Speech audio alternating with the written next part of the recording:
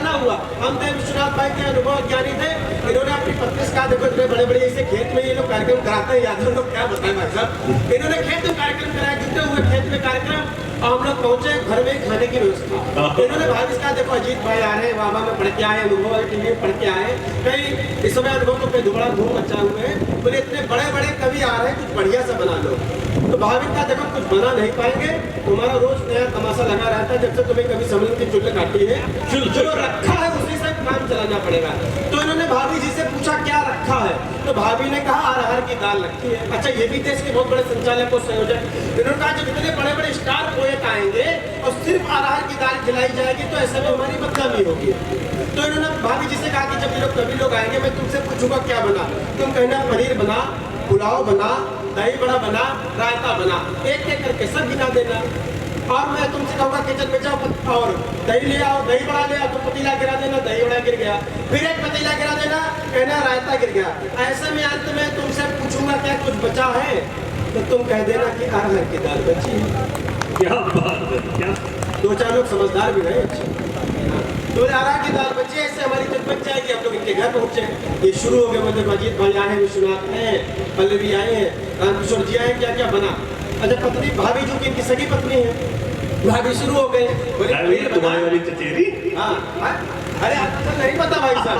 हाँ अनिल चौबे कहते कि आजकल सगी पत्नी से सगा पुत्र हो जाए तो बहुत बड़े भाग्य की बात है। तू बता रहे कि हम लोग इनके घर पहुंचे तो कहा कि क्या क्या बना, भाभी शुरू हो गई, बोली पनीर बना, दही बड़ा बना, रायता बना, पुलाव बना। अब अगले के सम्मान में घंटों और तालियां बजा रहे, कितना बुद्धिजीवी व्यक्ति है।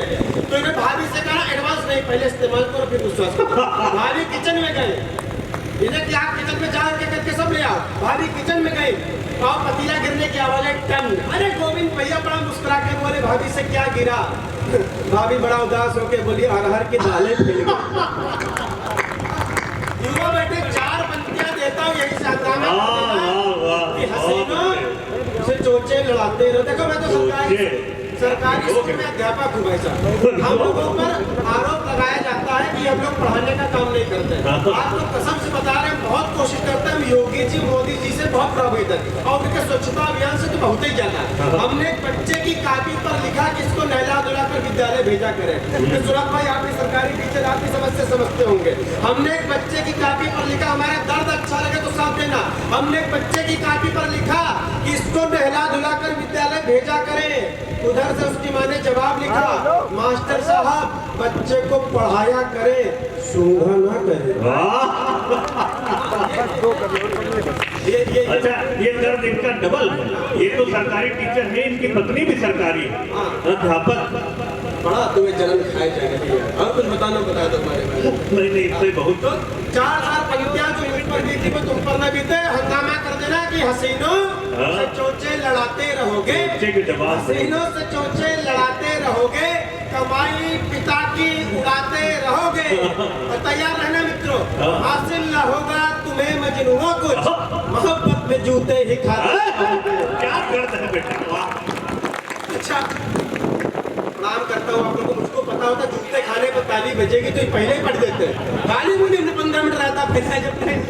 अच्छा युवाओं को पता है होने का आरोप लगाया जाता है, लेकिन आजकल जो 60 पार के लोग हैं वो भी कम नहीं, जिनको राम राम कहना चाहिए। ऐसे आशा जब 60 वर्ष की उम्र में जेल जाते तब एक कलम को लिखना पड़ता है। आपको बताया पंडित जी कि हमारे मोहल्ले में एक दादा दादी रहे आपके सगे पति पत्नी, लेकिन जब भी चलते तो उनमें 50 मीटर की दूरी। हम कभी जिज्ञासु होते हैं, हमने बाबा से एक दिन रोक कर पूछ लिया जब आपकी कि वो सगी पत्नी है तो आप लोग साथ साथ क्यों नहीं चलते, 50 मीटर की दूरी क्यों है। तो बाबा ने बड़ा उदास होकर बोला बेटा बात ऐसा है कि तुम्हारी दादी का नाम आशा है और हमारा नाम राम है, हम दोनों जब साथ साथ चलते तो लोग चढ़ाते हैं, कहते आशा रंग जाते हैं।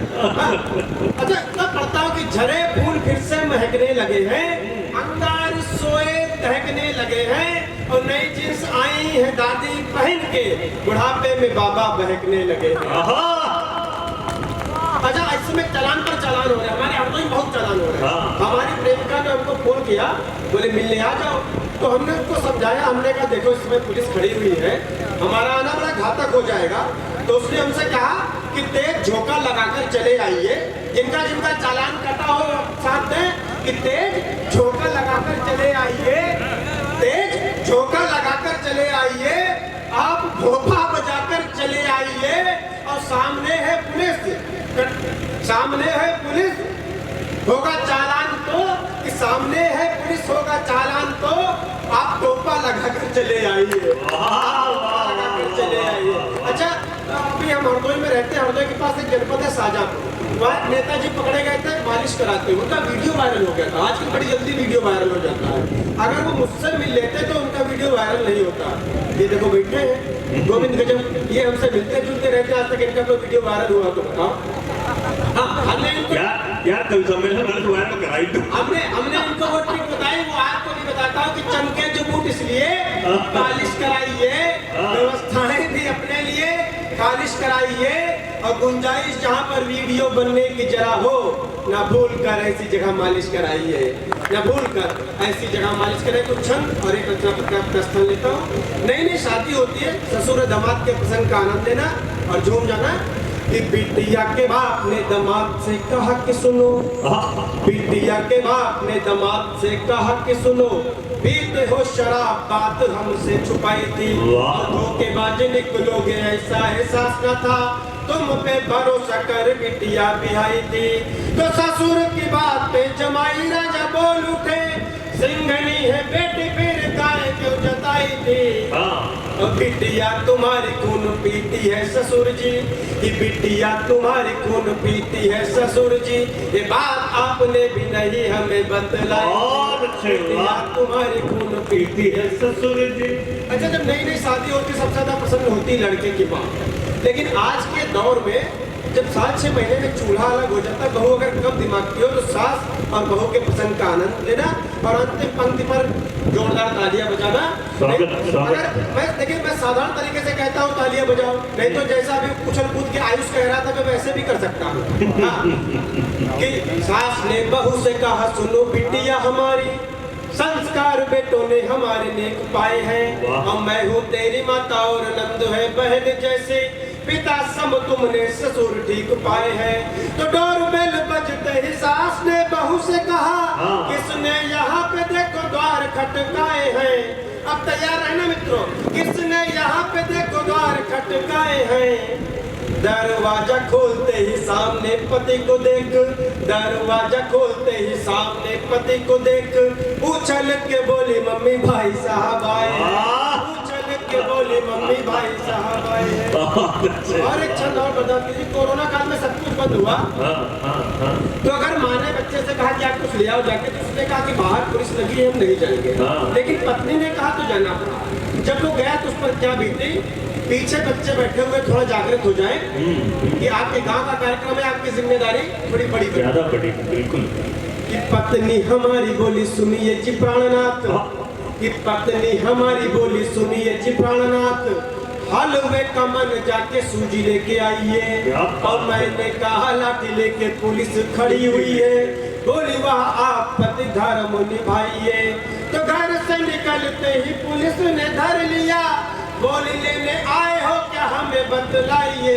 और मैंने कहा साहब जी सूजी लेने आया था मैं, मैंने कहा साहब जी सूजी लेने आया था मैं, बोला बेटा दे रहा हूँ सूजी लेके जाइए।